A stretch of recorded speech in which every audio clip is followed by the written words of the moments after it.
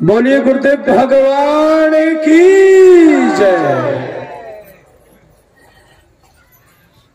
अखंड मंडलाकारं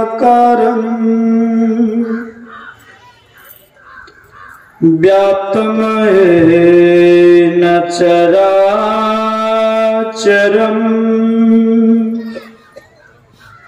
तत्पदं दर्शितं येन तस्मै श्री गुरवे नमः।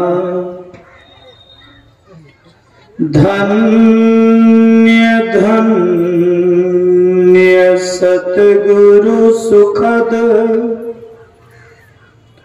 महिमा कहीं न जाय। जो कछु कहूँ तुम्हारी कृपा मोते कछु न बसाय। जो कछु कहूँ तुम्हारी कृपा मोते कछु न बसाय। सर्वक्षण स्मरणीय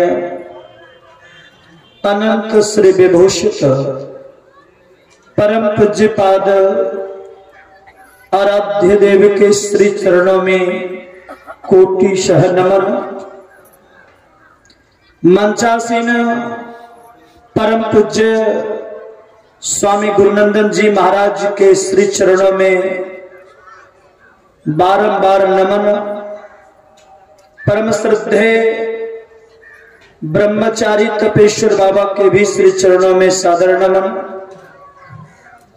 इस सत्संग रूपी त्रिवेणी में स्नान करने वाले धर्म प्रेमी सज्जनों, धर्मशिला माताओं तथा भक्ति स्वरूपा बहनों, सबों को मेरा हार्दिक नमन है और निवेदन है कि एक बार पुनः जय ध्वनि करें। श्री सद्गुरु महाराज की जय। सप्ताह ज्ञान यज्ञ के आज अंतिम दिन के अंतिम पाली के सत्संग में उपस्थित हैं। अभी आप लोगों ने परम पावन ग्रंथ श्री रामचरितमानस से मर्यादा पुरुषोत्तम भगवान श्री राम और माता सबरी का संवाद पाठ के रूप में श्रवण कर रहे थे। आज का प्रतिपाद्य विषय है भक्ति। भक्ति कहते किसको है? पहली बात, ज्यादातर लोग यही समझते हैं कि प्रसाद, अगरबत्ती, फूल, दक्षिणा चढ़ा देते हैं देवी देवताओं के आगे या गुरु महाराज के आगे तो समझ लीजिए भक्ति हो रही है। लेकिन इस भक्ति से परम कल्याण होने वाला नहीं है। ये भक्ति का बहिरंग है। ये भक्ति बाह्य भक्ति है, बाहरी भक्ति है। भक्ति को यदि परिभाषित किया जाए तो भव से तरने की युक्ति का नाम भक्ति है। भव मतलब संसार, संसार सागर से पार होने की कला का नाम भक्ति है। ये बाहरी भक्ति आज ज्यादातर लोग देखा देखी भक्ति में अपने मन को लगा रहे हैं। जबकि कबीर साहब ने कहा, देखा देखी भक्ति का कबहुल चढ़सी रंग, विपत्ति पड़े यो छाड़ सी जो केचुली भुजंग। देखा देखी भक्ति करने वालों की दुर्दशा, थोड़ा सा दुख हो जाए, थोड़ी तकलीफ हो जाए तो मन में विचार आता है, इतना गुरु महाराज से दीक्षा लेकर ध्यान किए, दुख का अंत कहां हो रहा है। आज भक्ति करने वाले कम और सौदा करने वाले अधिक लोग हैं। ईमानदारी से बोलिए, आज का जो परिवेश है ये भक्ति कम और सौदा ज्यादा। 5 मिनट 10 मिनट 20 मिनट आंख बंद करके बैठ गए और आंख बंद करके जैसे बैठे तो अपने गुरु महाराज से प्रार्थना करते हैं कि बेटा बेटी का आंग समांग ठीक रहे। बेटी की शादी नहीं हुई है तो हे गुरु महाराज बेटी की शादी हो जाए। छत की ढलाई नहीं हुई है तो छत की ढलाई हो जाए। जमीन का पैसा दे दिए हैं, किसी कारण बस जमीन की लिखा पढ़ी नहीं हुई है तो लिखा पढ़ी हो जाए। बेटे बीमार है तो उसकी बीमारी दूर हो जाए। इस तरह की भक्ति नहीं है, ये सौदा है। कबीर साहब ने कहा, ऐसी दीवानी दुनिया भक्ति भाव नहीं बूझे जी। कोई आबे बेटा मांगे यही गुसाई दीजिए जी। बहुत बात कबीर साहब ने कहा। कहते कहते उन्होंने कहा, साचे का कोई ग्राहक नहीं, झूठे जगतपति जय जी। सच्चा का ग्राहक नहीं है, तब झूठा का ग्राहक है। क्यों कहा झूठा का ग्राहक? क्योंकि संसार झूठा है। झूठ और सत्य का परिभाषा क्या है? मानो आप बाजार गए हैं और आपने देखा कि एक माई एक टोकरी में फल बेच रही है और घर आकर के आपने सुना दिया कि बाजार में एक माई के पास 2 टोकरी फल था। तो बात झूठ हुई कि सत्य? झूठ। क्यों झूठ हो गई?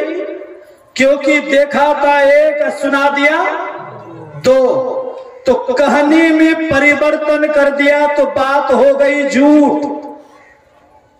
अर्थात जिस चीज में परिवर्तन होता हो, जिसमें बदलाव होता हो, जिसका खंडन मंडन होता हो, जिसके अस्तित्व में परिवर्तन होता हो, वो बिल्कुल असत्य है, झूठ है।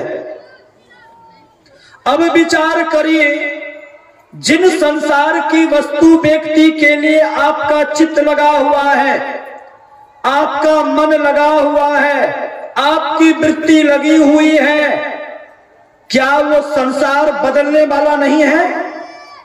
है कि नहीं है? ये संसार बदलने वाला है, ये संसार परिवर्तनशील है। तो विचार करिए, मकान दुकान बदलेगा कि नहीं बदलेगा? बेटा पोता बदलेगा कि नहीं बदलेगा?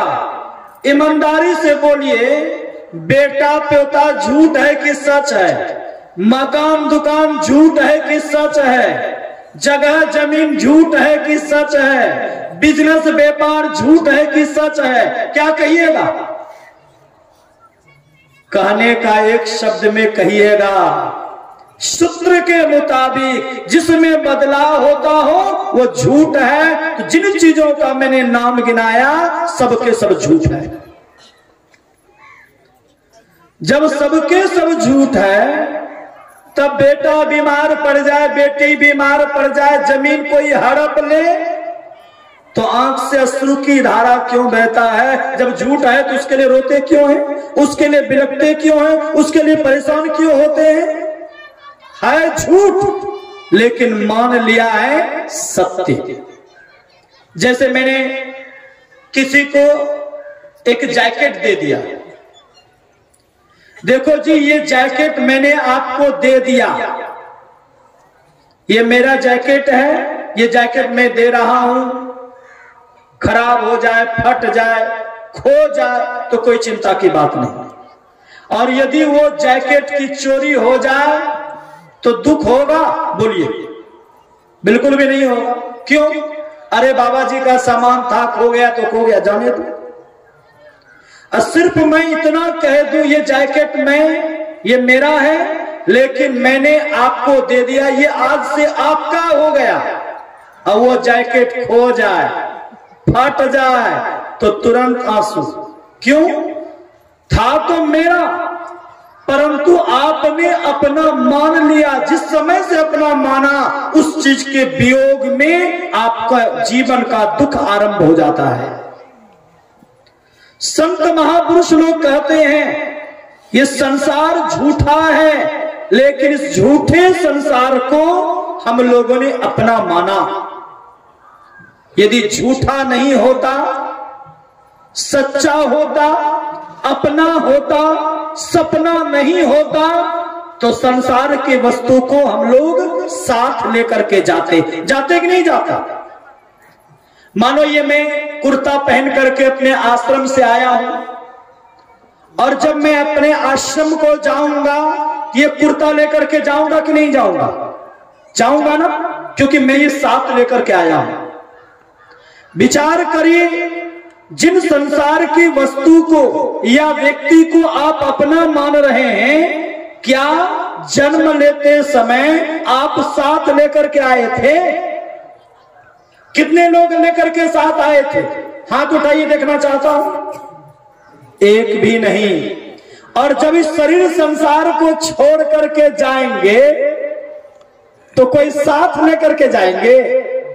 बिल्कुल भी नहीं। जो साथ कभी नहीं था और जो साथ कभी नहीं रहेगा, वो आपका अपना कैसे हुआ? हमारे गुरुदेव ने कहा, यह दुनिया दिन चारी बसेरा, यहां न मेरा तेरा रे। जो कहते ये मेरा बेटा है, मेरी बेटी है, मेरी जमीन है, मेरा जायदाद है, मेरी मकान है, मेरा दुकान है, जिसको आप अपना कह रहे हैं, संतों ने कहा ये 2 दिनों की चांदनी फिर अंधेरी रात। जब तक आंखें खुली है तब तक तो अपना अपना कह रहे हैं, एक न एक दिन सपना होगा। इसलिए हमारे आराध्य देव ने कहा, ऐ संसार के लोगों, ये संसार धोखा देने वाला है, ये संसार प्रपंचों का सागर है, ये संसार छलिया है।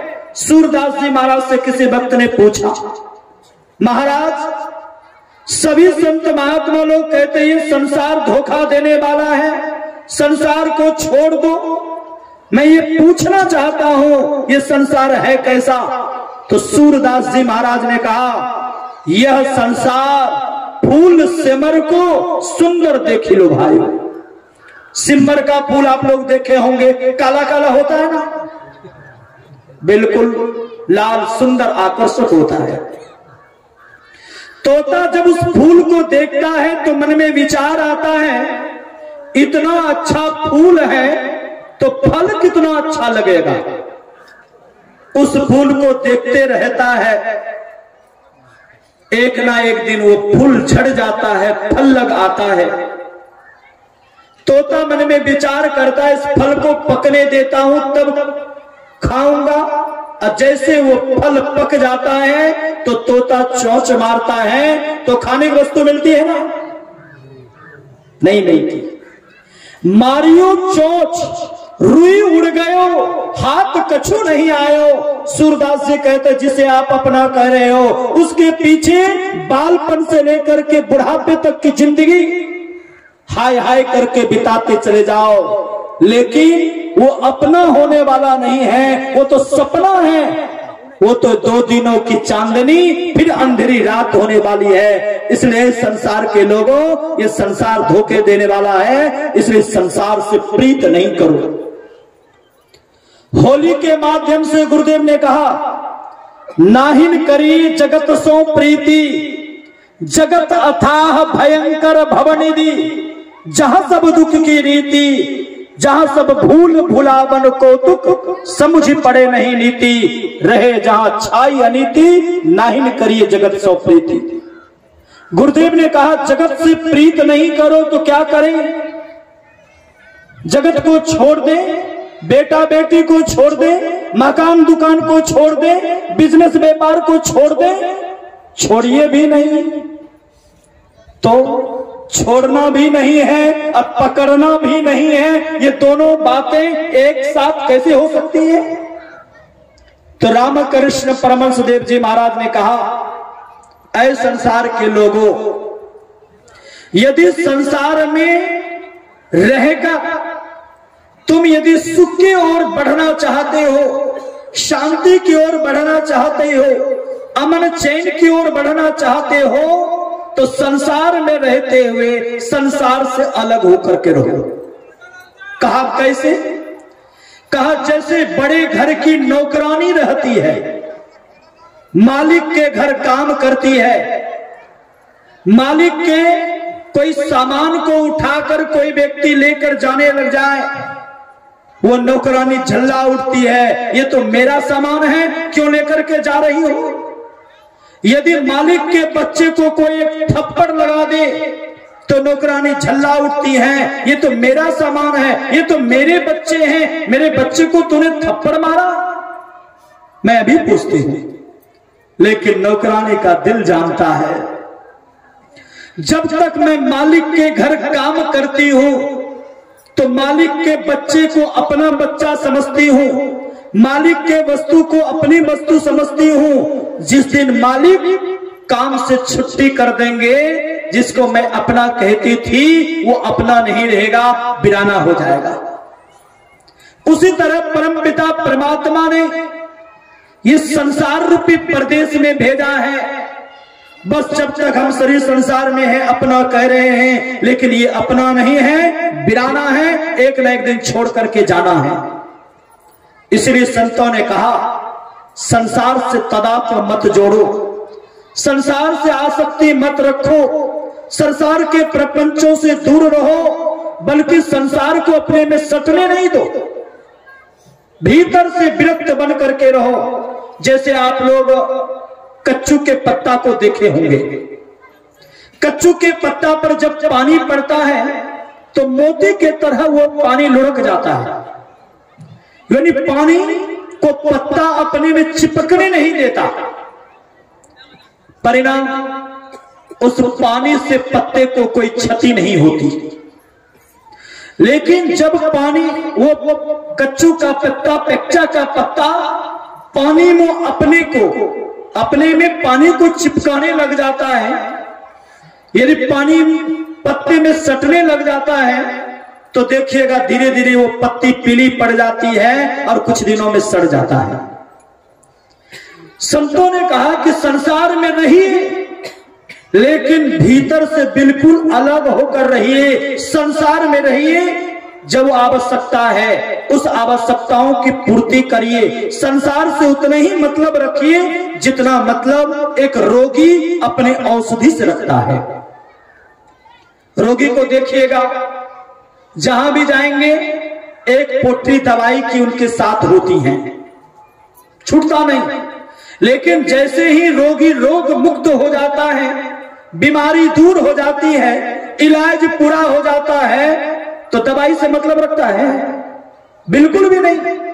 उसी तरह जितना से संसार का काम चल सके उतने ही संसार से मतलब रखिए, उससे ज्यादा मतलब मत रखिए, और उससे ज्यादा मतलब रखेंगे तो ज्यादा मतलब दुख का कारण है।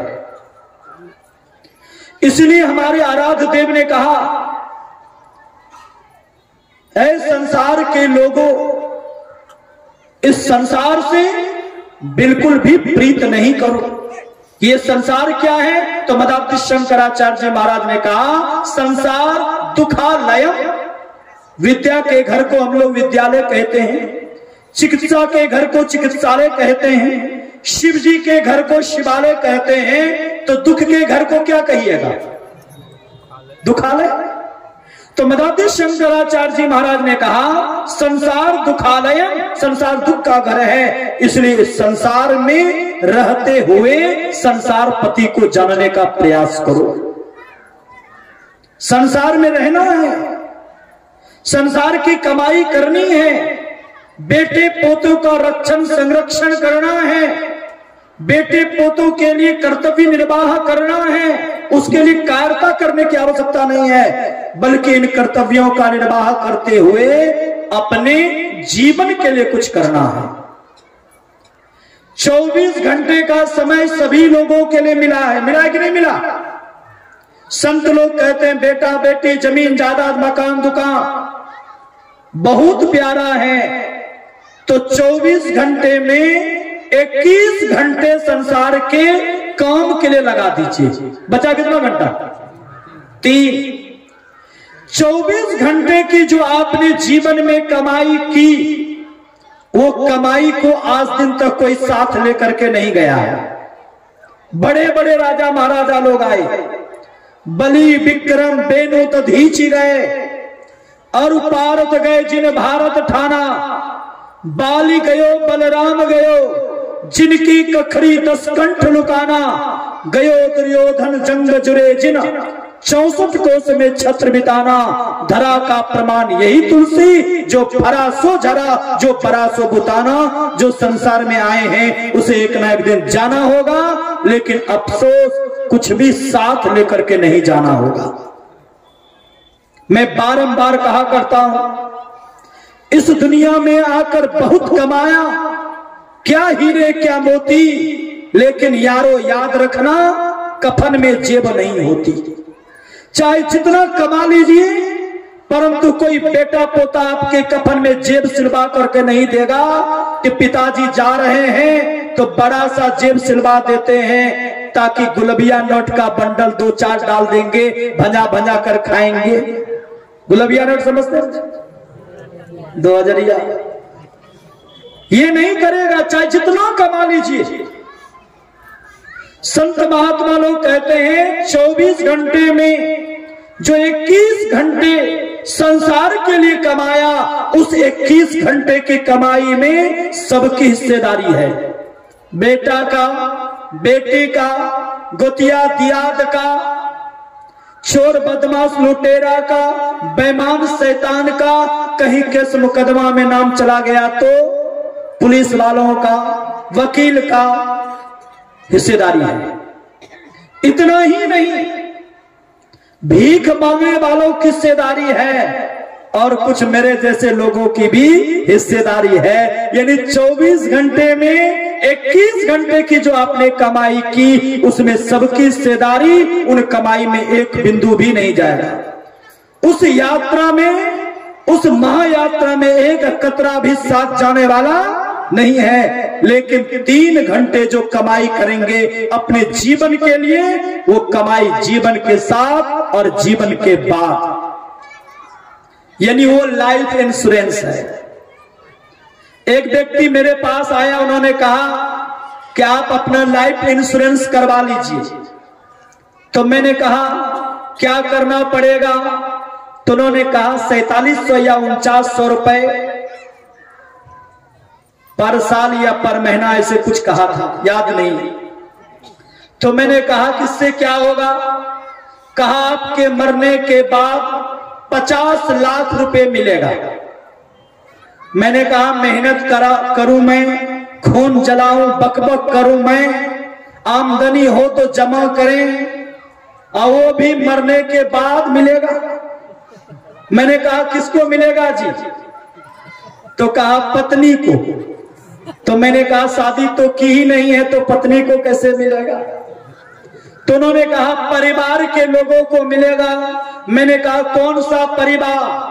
मेरा संसार ही परिवार है, वसुधैव कुटुंबकम, संसार ही मेरा परिवार है। किस परिवार को मिलेगा?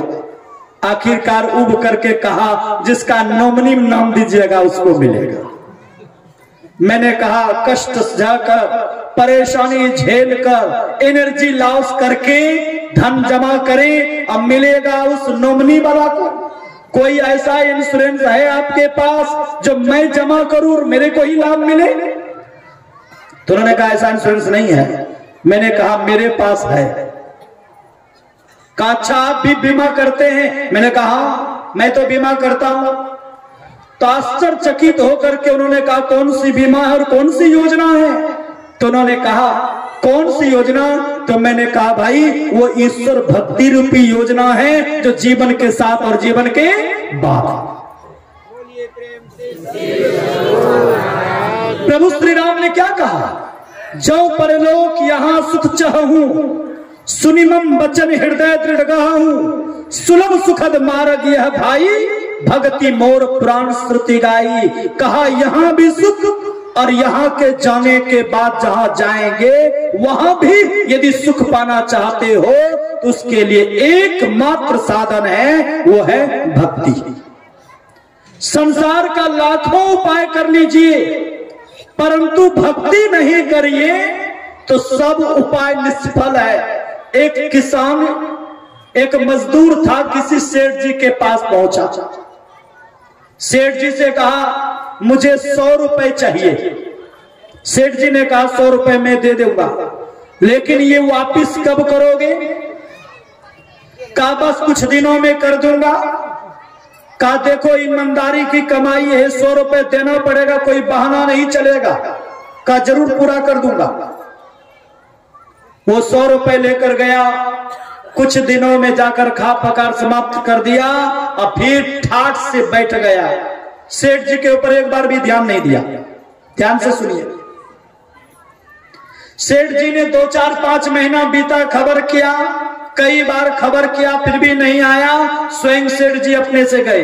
अरे 100 रुपए लिया था, तुमने कहा था पैसे वापस कर दूंगा, नहीं तो कमा करके पूरा करूंगा, पैसे दिया नहीं जी। कहा सेठ जी क्या कहें, बहुत विपत्ति है, बहुत समस्या है, बहुत परेशानी है, इसलिए क्षमा कर दीजिए। आपके पास तो करोड़ों की पूंजी है, उसमें से 100 रुपए चला जाएगा तो क्या जाएगा? सेठ जी ने कहा तुम्हारे बाप की कमाई हुई पूंजी है नहीं, मैंने मेहनत करके कमाई की है, ये मेरी निजी पूंजी है, मेरे पास लाखों है कि करोड़ों है, इससे क्या तुमको मतलब? मैंने तुम्हें 100 रुपए की पूंजी दी है, 100 रुपए दिया है, 100 रुपये वापस कर दो। अब वो पैर पकड़कर गिड़गिड़ाने लगा, बहुत रोने लगा। क्षमा कर दीजिए सेठ जी, आपके पास तो लाखों की कमाई है, उसमें से 100 चला जाएगा तो क्या हो जाएगा? समुद्र के जल में से 1 गिलास पानी चला जाए तो क्या घट जाएगा? सेठ जी ने कहा ऐसे में काम नहीं चलेगा, या तो काम करके पूरा करो, नहीं तो पैसे दे। अब वो गिड़गिड़ाने लगा, मेरा शरीर कमजोर है, मैं बीमार हूं, काम नहीं कर सकता।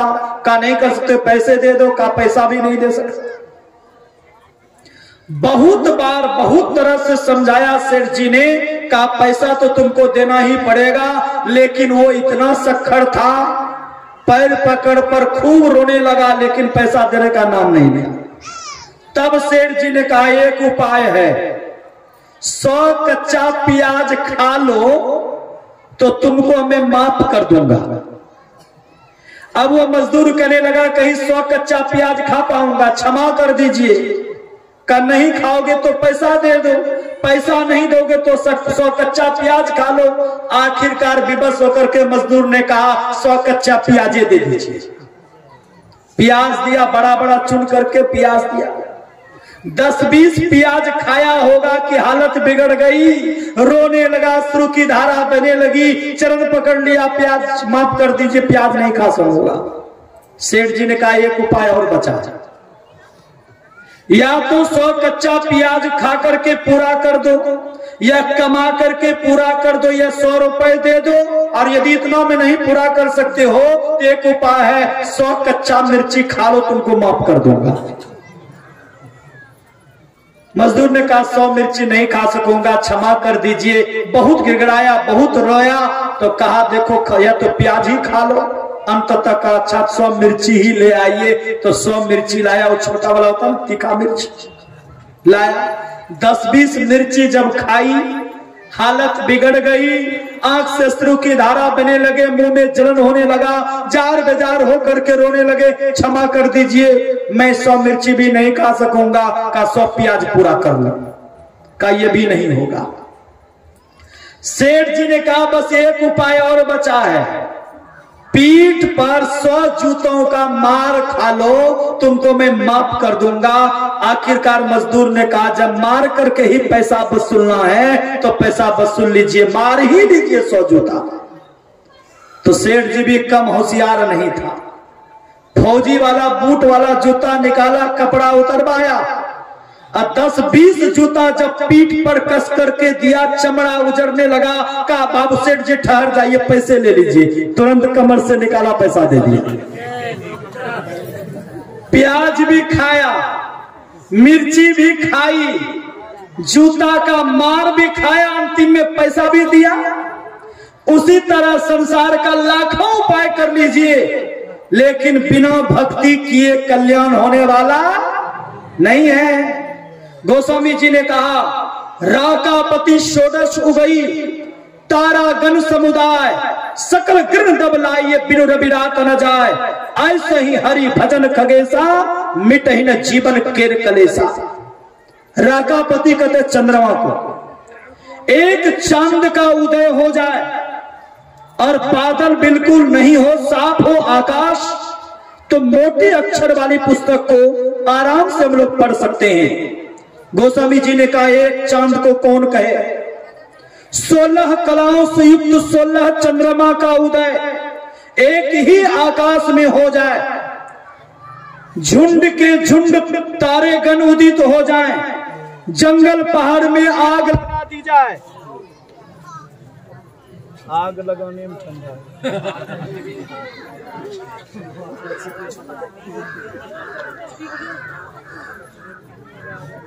इंटरवल हुआ कि सब लोग कोलाहल शुरू हो गया।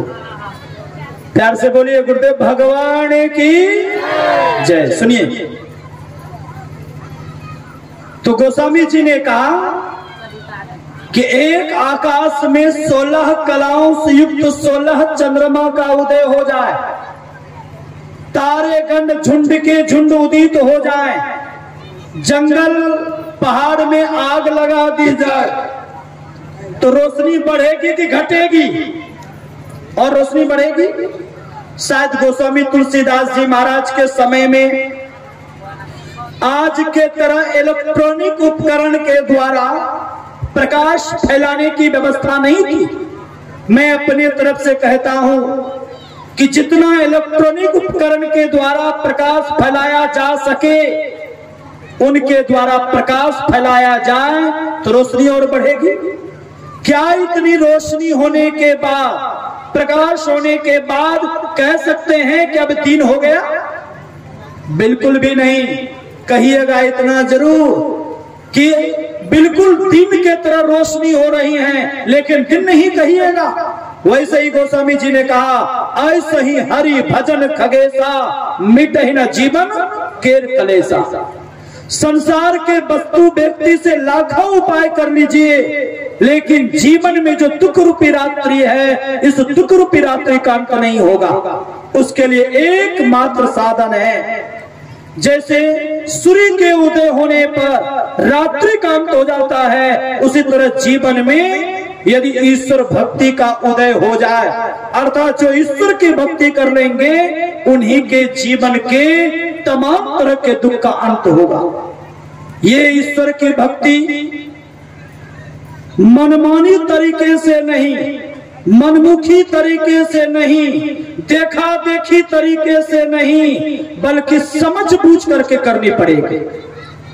प्रभु श्री राम ने इसलिए माता सबरी से कहा कि हे सबरी, संसार के लाखों उपाय कोई कर ले, लेकिन भक्ति नहीं करे तो भक्ति से हीन मनुष्य कैसा है जानती हो?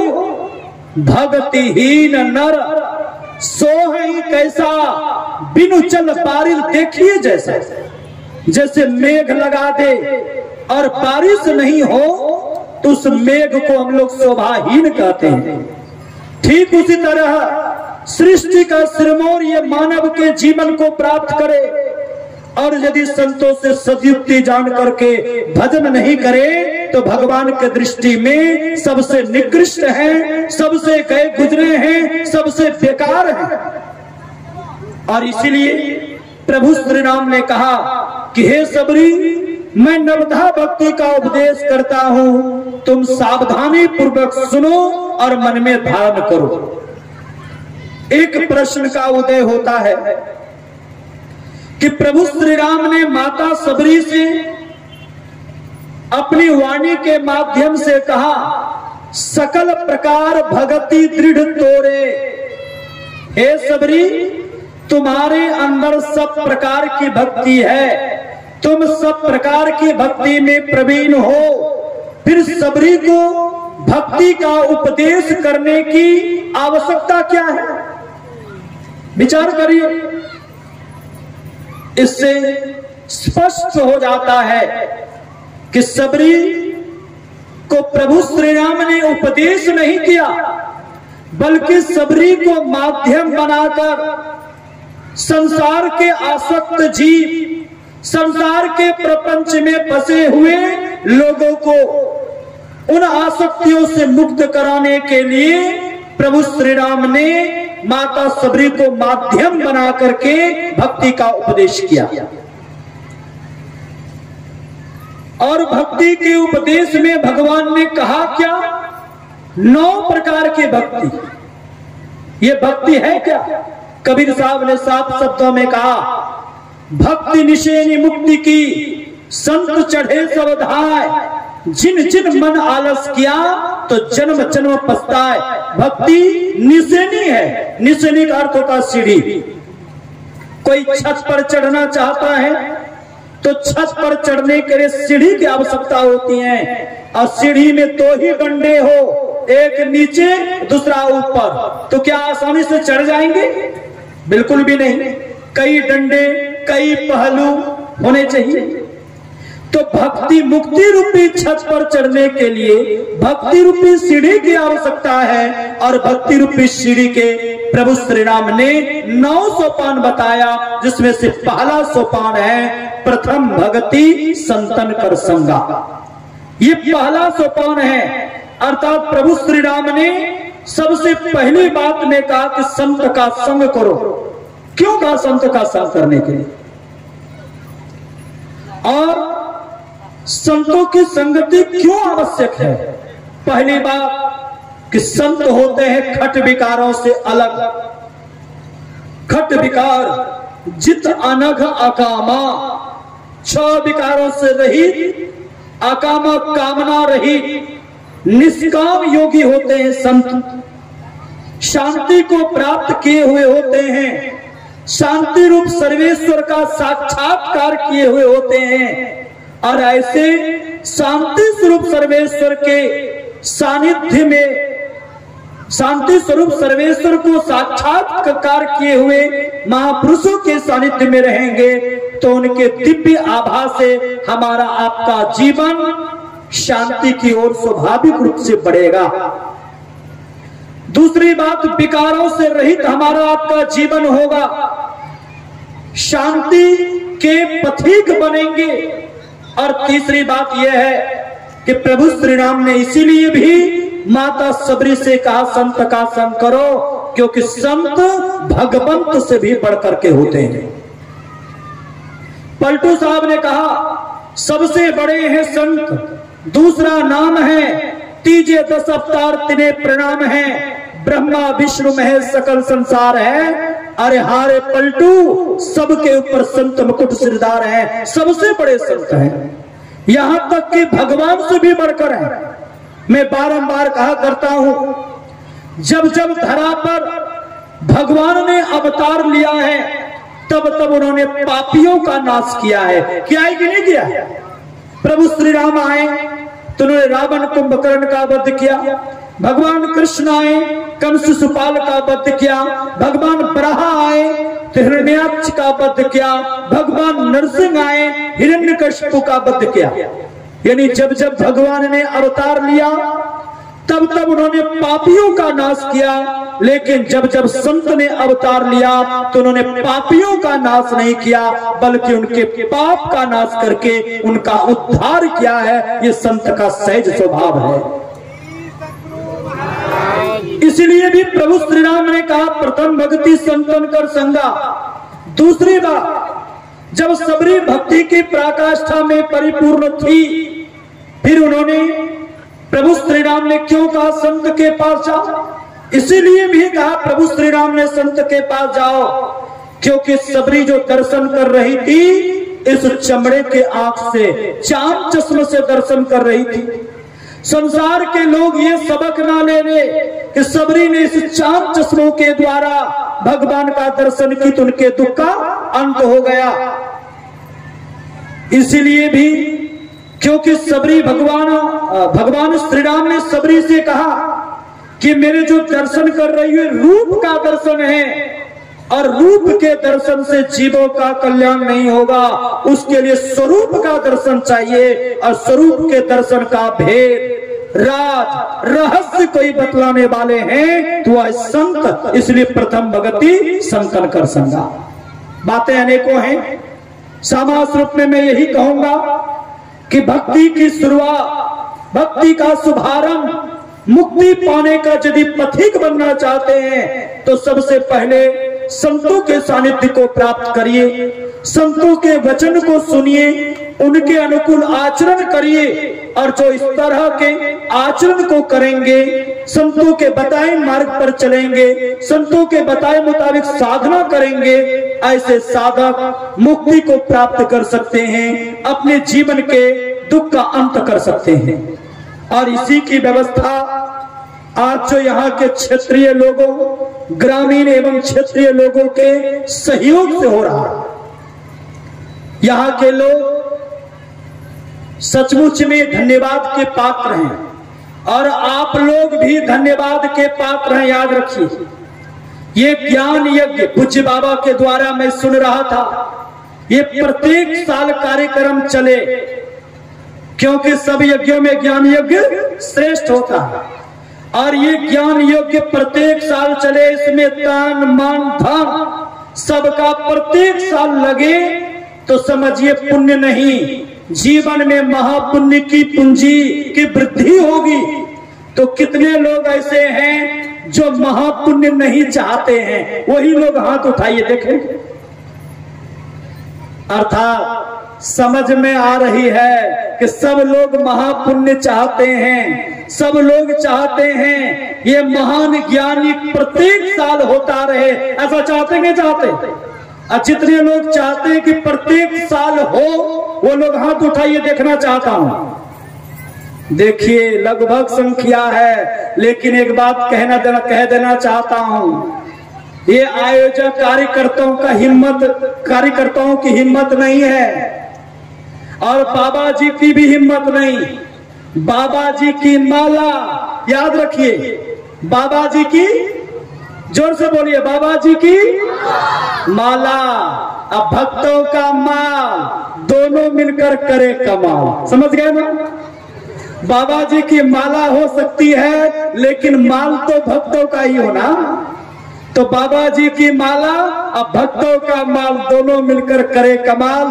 तो आप लोग प्रत्येक साल, आज तो पूज्य बाबा के घोषणा पर बहुत सारे लोग, कोई 1000, कोई 5000, अगले साल के लिए, आगामी वर्ष इसी तरह विस्तार पूर्वक कार्यक्रम हो, इसके लिए बहुत लोगों ने वचन दान के रूप में दिया है। जो लोगों के अभी भी धने पुण्य की पूंजी की अभाव होगी, वो भले नहीं दिए होंगे। जिनके जीवन में पुण्य की पूंजी बढ़ गई है और जिनकी नहीं बढ़ी है, तो जरूर सत्संग के अंत तक में आगामी वर्ष के कार्यक्रम के लिए आप लोग सहयोग देकर के पुण्य के भागी जरूर बनेंगे। मेरी भी इच्छा है और इसी तरह भव्य कार्यक्रम होता रहे। इन्हीं बातों के साथ अपने वाणी में विराम देता हूँ। मुझे बहुत खुशी हुई कि आप लोगों का उत्साह, आप लोगों का जो पुण्य कर्म करने की उत्कंठा को मैंने देखा। हृदय से आप सबों को बारंबार नमन है। और आगे हम लोग पूज्यपाद श्री के मुखारबिंद से विस्तार पूर्वक भक्ति क्या है, भक्ति क्यों आवश्यक है, भक्ति करने से किन किन चीजों की उपलब्धि होती है, इन तमाम बातों को पूज्यपाद स्वामी गुरुनंदन जी महाराज के श्रीमुख से सुनेंगे। एक बार बाबा के स्वागत में बुलंद आवाज में जय ध्वनि करिए। बोलिए गुरुदेव भगवान की।